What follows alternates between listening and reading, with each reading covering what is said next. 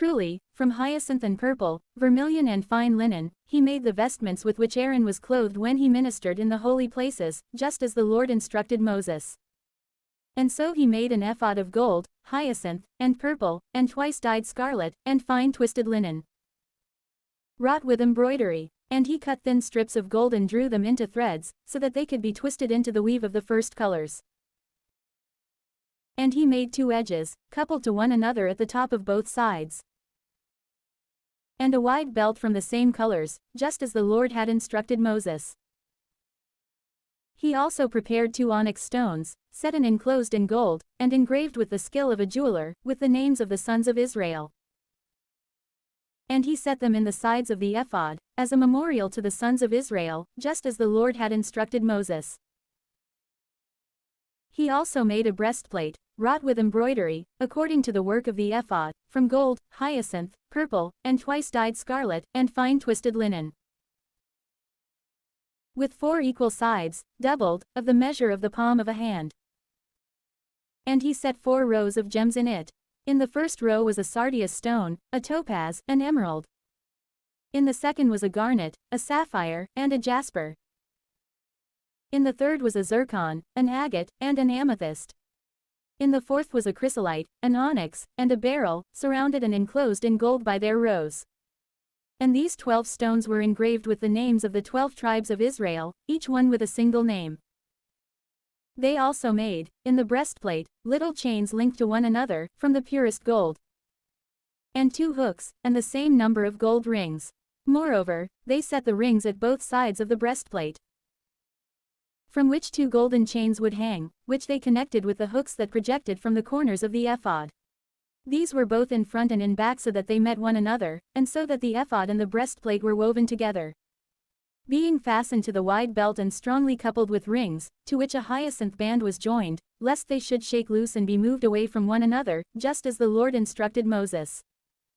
They also made the tunic of the ephod entirely from hyacinth, with the head in the upper part at the middle, and a woven edge all around the head.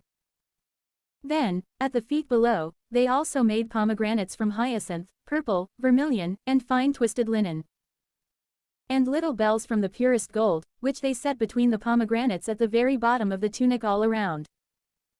So then, the high priest approached, adorned with gold bell and pomegranate, when he performed his ministry, just as the Lord had instructed Moses. They also made fine linen tunics with woven work, for Aaron and his sons, and headdresses with their little crowns of fine linen, and also linen undergarments of fine linen.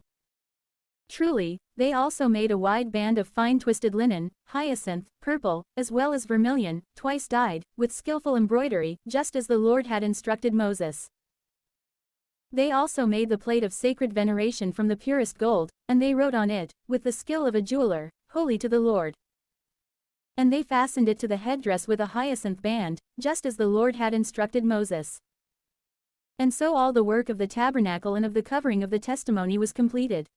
And the sons of Israel did all that the Lord had instructed Moses. And they offered the tabernacle, and the covering, and all of the articles, the rings, the panels, the bars, the columns and bases, the cover of the skins of rams, dyed red, and the other cover of violet skins, the veil, the ark, the bars, the propitiatory, the table, with its vessels and the bread of the presence, the lampstand, the lamps, and their utensils with the oil, the altar of gold, and the ointment, and the incense of aromatics, and the tent at the entrance of the tabernacle, the altar of brass, the grating, the bars, and all of its vessels, the washtub with its base, the hangings of the atrium, and the columns with their bases, the hanging at the entrance of the atrium, and their little cords and pegs. Nothing was lacking of the articles that were commanded to be made for the ministry of the tabernacle and for the covering of the covenant. Likewise, the vestments, which the priests, namely, Aaron and his sons, make use in the sanctuary, the sons of Israel offered, just as the Lord had instructed. After this, when Moses saw that everything was completed, he blessed them.